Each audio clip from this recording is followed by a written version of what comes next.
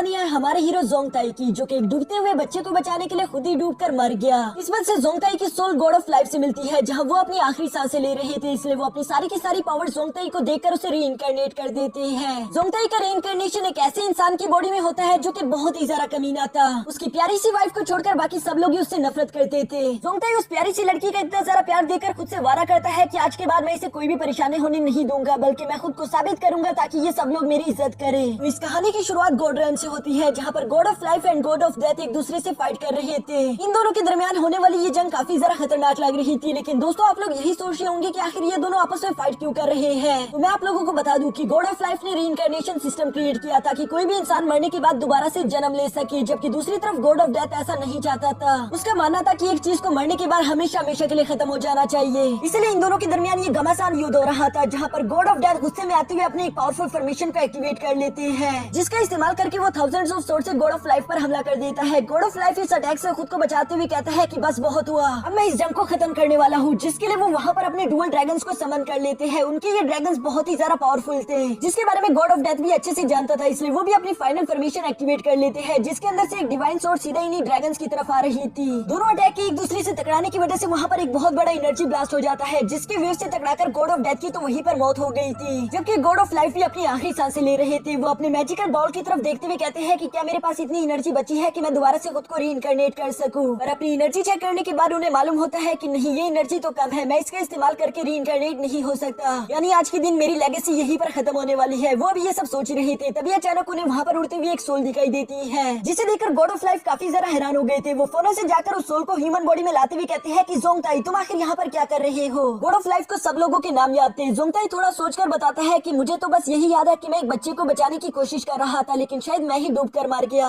God of life उसकी ये बातें सुनकर अच्छे से समझ गए थे कि यहाँ पर क्या हो रहा है। इसलिए वो जोंगताई से कहते हैं कि मेरी बात कान खोल कर सुनो। मुझे लगता है कि तुम मर चुके थे, इसके बाद तुम्हारी सोल को हेवन की तरफ जाना था, पर शायद तुम गलती से भटक कर यहाँ पर पहुँच गए। यही तुम्हारी किस्मत है। अगर तुम चाहो तो मैं अपनी आखिरी बची हुई पावर्स का इस्तेमाल करके तुम्हें रीइंकारनेट कर सकता हूँ। जो सुनकर जोंगताई कहता है कि हाँ, वो सब तो ठीक है, लेकिन मेरे पास इतने पैसे नहीं कि मैं आपको दे सकूं। गॉड ऑफ लाइफ जोंगताई की ये बेतुकी बातें सुनकर कहता है कि मुंह बंद रखो। और ये कहने के बाद वो अपनी सारी टेक्निक्स जो आज तक उसने अपनी पूरी लाइफ में सीखी थी, वो सारी की सारी जोंगताई की बॉडी में ट्रांसफर करना शुरू कर देता है। इस ट्रांसफरिंग प्रोसेस के बाद हम देखते हैं कि जोंगताई तो काफी ज्यादा पावरफुल महसूस कर रहा था, उसे बहुत ही खुशी हो रही थी। जबकि दूसरी तरफ गॉड ऑफ लाइफ धीरे धीरे करके मिट रहा था। वो जोंगताई से कहते हैं कि मैंने अपनी पावर्स तुम्हें इसलिए दी क्योंकि मैं मरने वाला हूँ, मेरा वक्त आ चुका है, मैं खुद को नहीं बचा सकता। मेरे पास आखिरी रीइंकारनेशन टेक्निक थी जो मैंने तुम पर इस्तेमाल की, इसलिए मुझे निराश मत करना। ये कहने के बाद गॉड ऑफ लाइफ अपने फायर ड्रैगन को जोंगताई की बॉडी में ट्रांसफर कर देते हैं ताकि वो रीइंकारनेट हो सके। इसके बाद हमें नीचे अर्थ का सीन दिखाया जाता है, जहाँ जोंगताई की सोल एक रूम में एंटर हो गई थी। जोंगताई जैसे ही अपनी आंखें खोलता है, उसके सामने एक लड़की बैठी हुई है। जोंगताई इससे पहले कि यहाँ पर होने वाली कोई भी चीज समझ पाता, तभी अचानक मेन दरवाजा ओपन होता है, जहाँ पर जोंगताई का फादर इन लॉ पहुंच चुका था।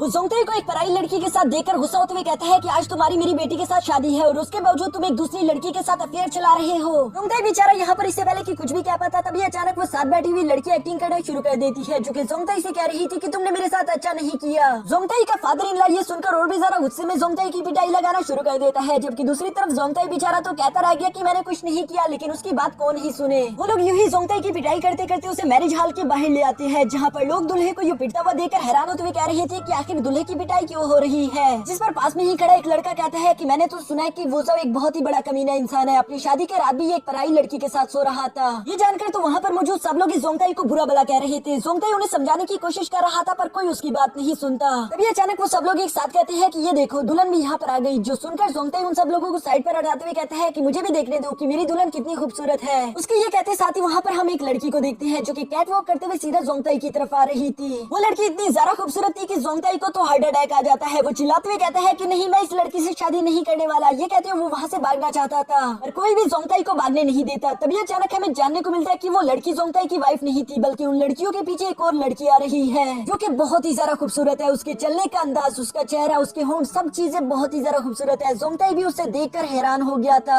उसे तो यकीन ही नहीं आ रहा था कि आखिर ये एक परी इंसानों की दुनिया में क्या कर रही है। दूसरी तरफ वो खूबसूरत लड़की जिसका नाम किनमोई है, उसे जोंगताई के अफेयर के बारे में मालूम हो चुका था। इसलिए यहाँ पर मौजूद लोग सोच रहे थे कि अब जोंगताई की पिटाई होने वाली है। दोस्तों, यहाँ पर आप लोगों को थोड़ी चीजें कंफ्यूज कर रही होगी, तो मैं आप लोगों को बता देना चाहता हूँ कि जोंगताई की सोल ने असल में किसी और की बॉडी में जन्म लिया है, जिसका अपना नाम वुजाओ था। और किनमोई भी वुजाओ की बीवी थी। वुजाओ यकीनन एक बहुत ही ज्यादा कमीना इंसान है, जो कि अपनी शादी के रात भी किसी और लड़की के साथ सो रहा था, पर जोंगताई तो वो इंसान नहीं। इसलिए जोंगताई अपने घुटनों के बल बैठकर किनमोई से कहता है कि मैं तुम्हें समझा सकता हूँ, मेरी बात पर यकीन करो कि मैंने ऐसा कुछ नहीं किया। जहाँ सब लोग समझ रहे थे कि किन्मोई अभी उसे थप्पड़ मारेगी, लेकिन ऐसा होता नहीं। किन्मोई उसे बहुत ही ज्यादा प्यार से कहती है कि कोई बात नहीं, मैं समझ सकती हूँ, मुझे तुम पर पूरा भरोसा है। ये कहने के बाद वो जोंगताई को हाथ से पकड़कर घर लेकर